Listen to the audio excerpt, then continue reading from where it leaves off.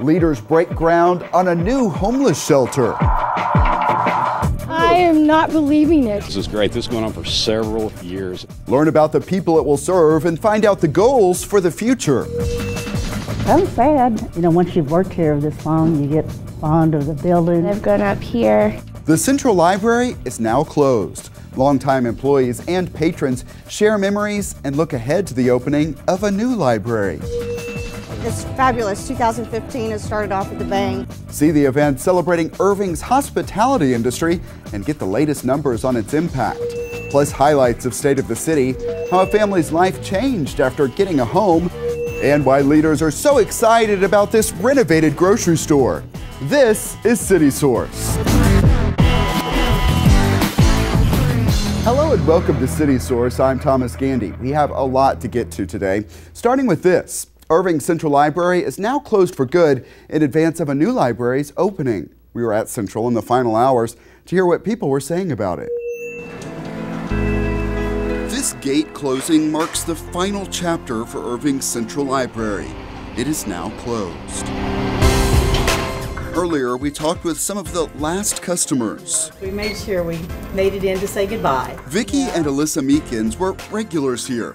Alyssa came to story time as a child and grew into the young adult section where she could always find her favorites. Veronica Roth is my favorite YA author. Alyssa wanted to be here Just to look around one last time, say goodbye to everything, get a couple more books.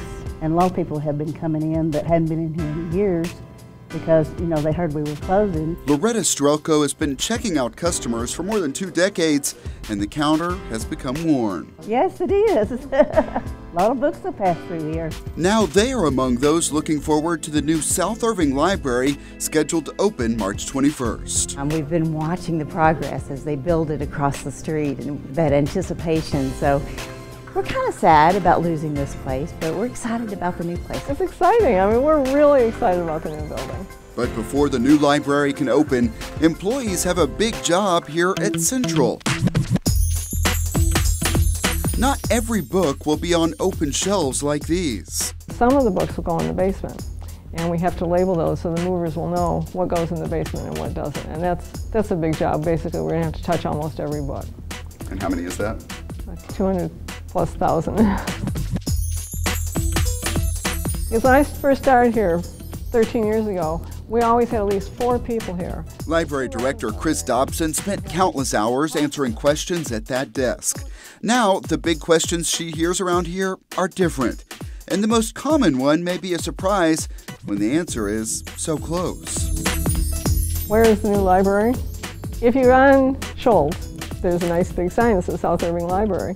But if you're just going down Irving Boulevard, it's just a building. And a lot of people don't realize that that is the library. So that's probably the most common question. And then the second one is, why are you moving? We love this building, but the new one is going to really give us a lot more. It's going to be a much better place for people as well as the books. Even after the new South Irving Library opens, some operations will remain here. Right now we're in a non-public area called Technical Services, where books are labeled, sorted, and prepared to go out to the branches. About 30 people will remain here overall. Yeah, we're staying here. It's just not big enough for us. Janice Burgess has worked for the library for 35 years, so she has been through a big move before.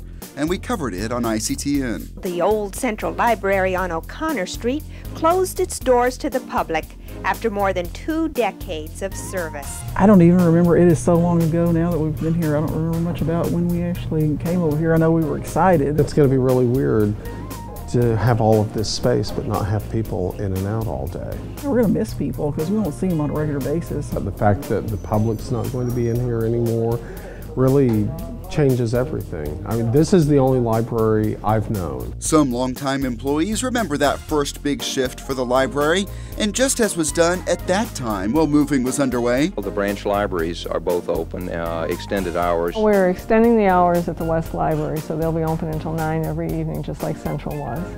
The East Branch will now be open on Saturdays from 10 until 6. Staffers are eager for residents to see all that is new across the street. We got a hint a few months back while construction was underway. The views are spectacular. The building itself is colorful. But not everything will be as colorful as it was at Central. Well, some people complain about the green carpet, but I actually sort of like it. I like the green, actually. Mid-'80s library chic aside, right now the focus is on what's ahead. The new library's gorgeous. It's really nice. And I'm a little bit envious. No decisions yet on what will be done with this space once all of these books are gone. That will come later. For now, there is plenty to do, getting to work on the massive move. We think we know what's going to fit, but it's going to be a lot of work. We've got a lot of decisions to make. They also want residents to be aware of what's happening and what they can look forward to. We're excited to see the new library go up. Some programs will continue to be held in the Central Library's auditorium for now, among them story times and the AARP Tax Assistance Program. The library's website has more information. That's cityofirving.org/library. Also remaining at the Central Library is the Visitor Center for the Ruth Paine House Museum. It's the first stop for people planning to visit the home tied to the John F. Kennedy assassination. Tours are $12 and available by setting up an appointment online at cityofirving.org/museums. Irving will be getting a homeless shelter for teen boys. The La Buena Vida Youth Leadership Foundation, in partnership with the City of Irving, broke ground on the facility. We learned more about the project and who it will help. Today, after 6 years of lots of hard work, we are finally going to be breaking ground on the La Buena Vida house. I am not believing it, but I believe it because I see it now, but we're very, very excited. The house is going to house 9 teenage boys from Irving that are wanting to complete school that are homeless. Through all our research and such, we really thought we've got to get a home for kids so they can stay in school. We know that at any given time there are hundreds of students in the ISD that are what we call precariously housed, meaning they're couch surfing, they're going from place to place. But a little bit more concerning is that we've seen a rise in people who are literally living on streets. People in Irving really wanted to help these kids. Some of these young men are going to be doctors, they're going to be lawyers, they're going to be policemen, they're going to be firemen. There's all kinds of evidence out there that will tell you that homelessness is incredibly difficult for somebody who's trying to get their high school diploma. And we also know that a high school diploma is immeasurably valuable when it comes to succeeding in life. To give these children an opportunity to have a clean, decent place to stay while they're still working toward trying to graduate from high school was a tug at my heart for me. This lot came to our attention and it just proved to be a perfect location. We couldn't be happier. Think about this. Tudor Lane 5 years ago. Do you remember what it looked like? Okay, look at it now. Great location, one of the best locations you could have in this city for this operation. I haven't heard of anybody complaining about this location. It's going to aesthetically be similar to the homes that are here so that it kind of fits the aesthetics of the current neighborhood.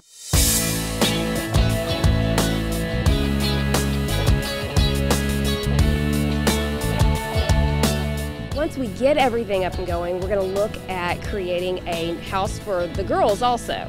Hopefully that this program will show other communities what we can do to help the homeless teens graduate and move on, get better jobs, and more communities will get involved like this and build shelters or facilities like this to get our homeless teens their high school diplomas. We're going to get going on this house, have it ready to go in August, so whenever the new school year starts, we'll have the house open and ready to start taking in our first students.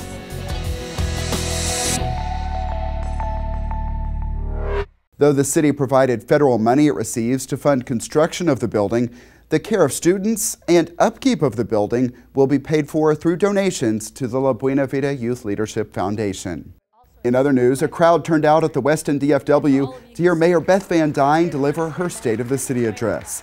The event is hosted by the Greater Irving Las Colinas Chamber of Commerce. The mayor touched on major topics in the news. And although small and medium-sized tremors are not new to the North Texas region, they have provided a significant jolt, both literally and figuratively, to our community. And together with the Mayor of Dallas, we've convened a task force and retained specialists to help us determine the potential causes and courses of action. I want everyone here to know that we are taking this seriously.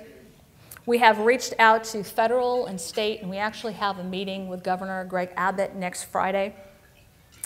and our local partners to help us better understand the nature of these tremors, to ensure our emergency management personnel are prepared and are well coordinated, and provide as much information as possible to the citizens of Irving so that they can make informed decisions and preparations during this odd turn of geology.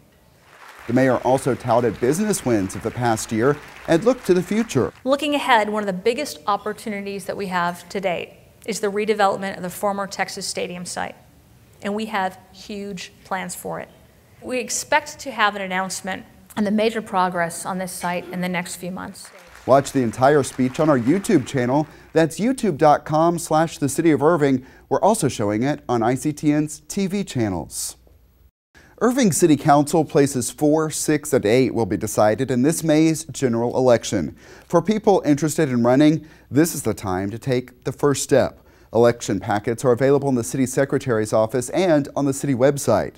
Places 4 and 6 are single-member districts. That means candidates must live within district boundaries. Place 8 is at large, meaning candidates can live anywhere in the city. The packets contain full details. Filings are due on February 27th, and Election Day is May 9th. All of the big events in Irving come with an economic impact. The Irving Convention and Visitors Bureau hosted a luncheon to draw attention to that and honor people making a difference. You have seen many of the big events in Irving, but now it's time to get the big picture. The impact of all of those fun times, business meetings, and related activities.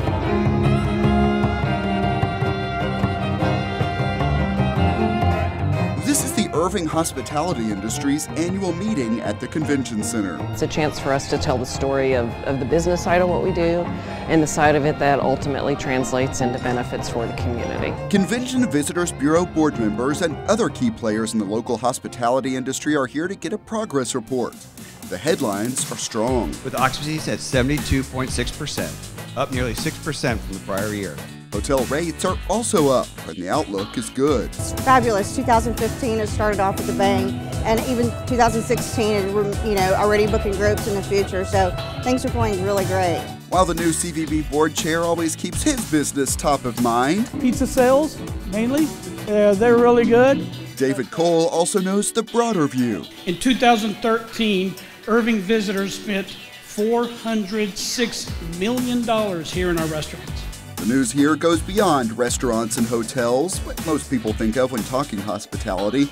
One goal of this event is to make more people aware of the larger reach of the industry. At every one of these functions anybody goes to, and conventions, there's always a floral arrangement on every table, a centerpiece, big, things on the stage. A local business provides those things. The people that run the AV company, actually J&S is based here in Irving. I mean, that's a company who lives and dies by the state of the hospitality industry.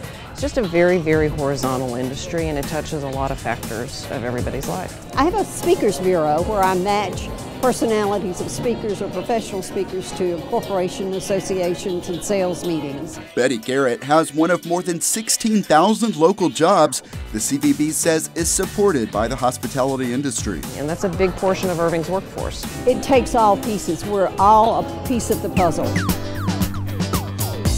Awards recognize some of those making a difference in Irving, and keynote speaker Lee Fisher provided ideas to inspire. Does your city have 10 places where you can do 10 different things? That's the power of 10. Pretty simple, huh? But if you don't, then that will stymie your effort to be a great city. They are questions and challenges that this crowd can relate to. But when we lose out on business, we're beaten by the cities that have great destination districts. Places where visitors can easily be turned loose for an evening of explore lots of different options. So we are particularly excited to see the Irving Music Factory finally coming out of the ground. Construction is underway on that project, and many people here are also eager to see something happen on this land set aside for a hotel between the Music Factory and the Convention Center. The city is looking for a developer. The Convention Center Hotel, or FP, went out, so we're waiting to get that back. Right now we're really strong Sunday through Thursday because of corporate travel, and really Monday through Thursday. When those other elements come online, we have the ability to really become a 7-day-a-week destination. People we talk to appreciate the support of the Irving Convention and Visitors Bureau. They're incredible. When we have our clients and that are possibly looking in other cities, they really do their part in bringing it and keeping it in Irving. That support, combined with added attractions, has created a challenge some hotels are happy to have.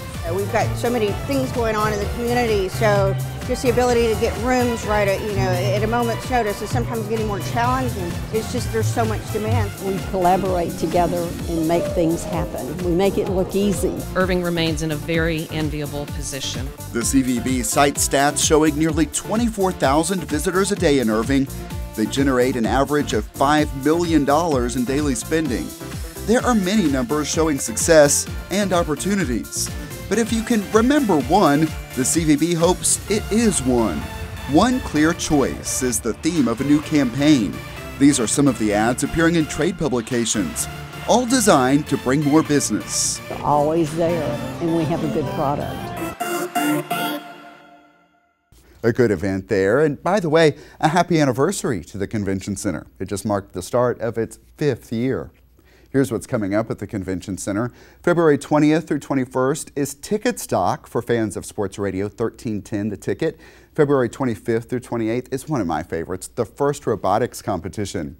March 6th through 8th is the DFW Golf Show, and March 7th is the North Texas Teen Book Festival.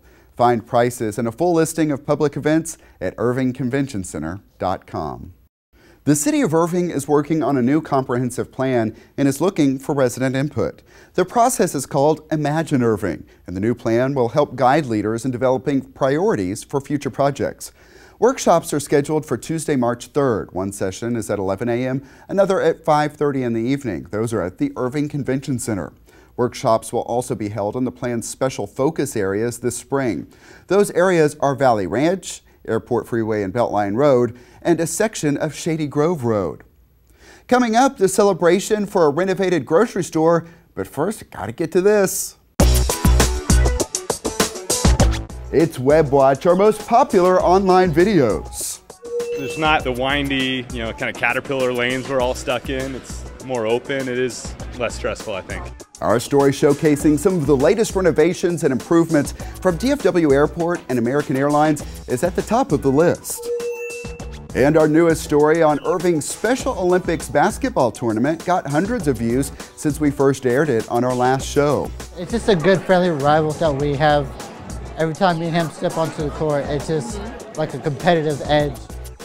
And this one from 2010 remains a favorite. The new McDonald's and Heritage Crossing. Hard to believe that was more than 4 years ago. Townley Hunter's animation just posted on YouTube. She's beautiful. I don't think any more can be said, Townley Hunters. Thanks for writing.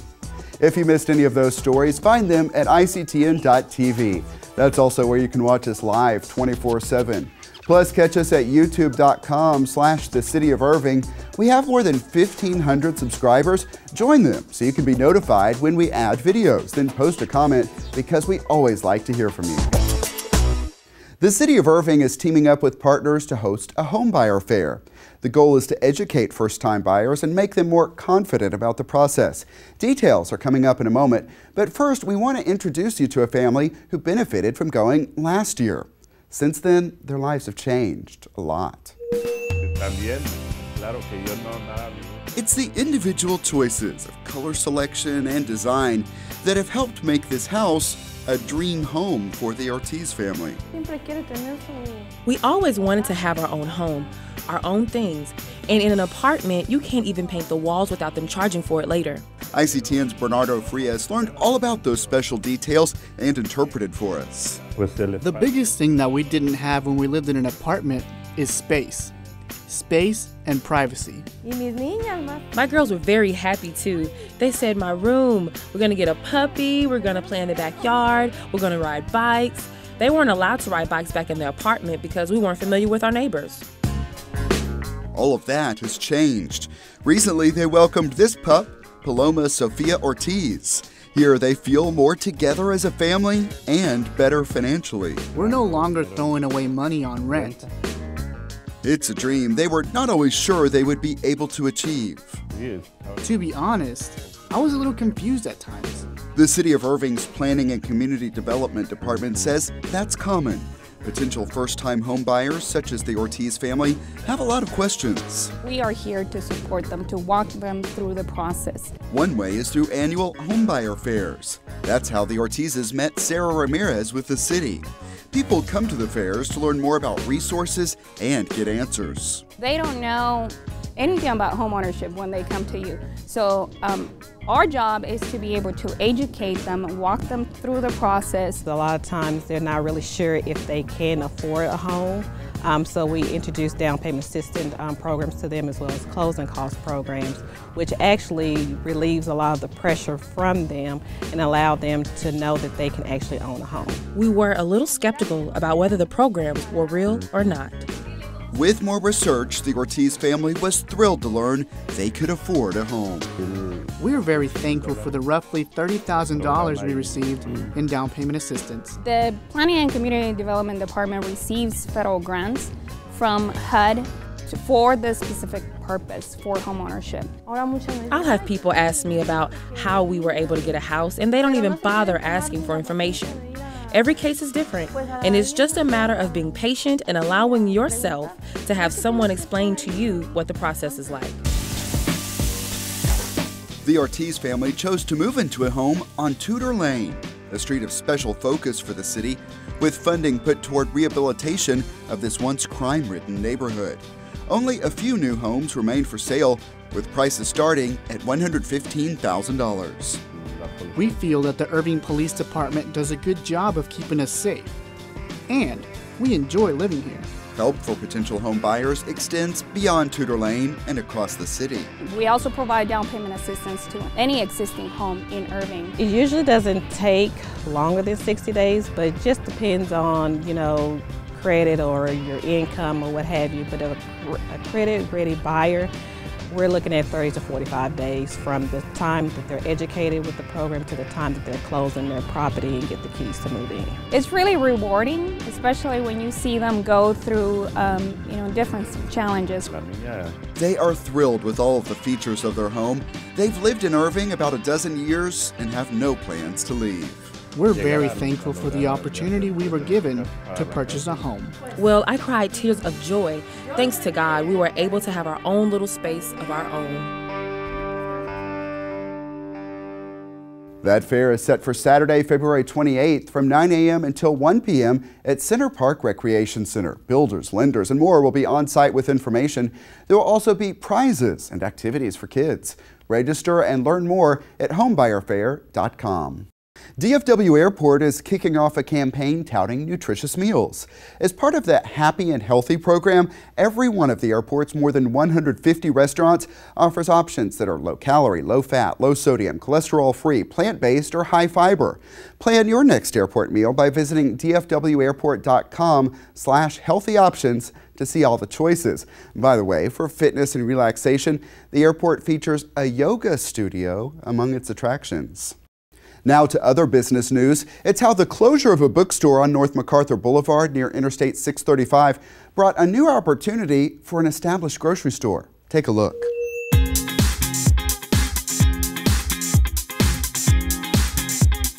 We're celebrating the expansion of our Las Colinas Kroger store that's been here since the year 2000, and now we're celebrating our grand reopening. Especially proud of the produce department that we're standing in today. It's totally expanded, and also we have fresh squeezed juice each and every day. Then we have sushi that has expanded, and sushi has become extremely popular.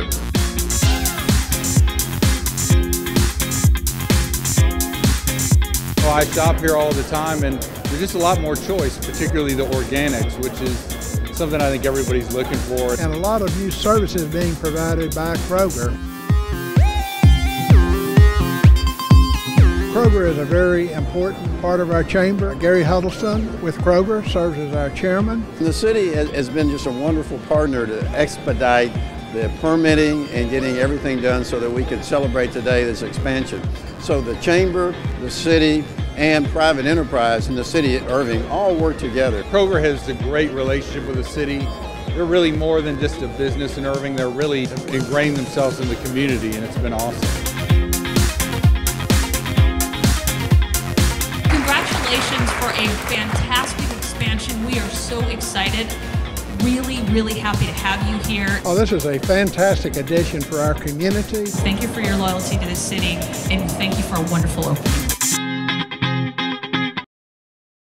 Yeah, not far from that, Kroger, we have learned from the Chamber of Commerce that a new half-price Books is planned to open at 7635 North MacArthur Boulevard next to Michael's. The Chamber says construction could begin within a couple of weeks. Time now to head to the Animal Care campus for our Pets of the Week. Hello, my name is Joshua Elijah Bonilla, and these are our Pets of the Week. Our first pet of the week is Casey.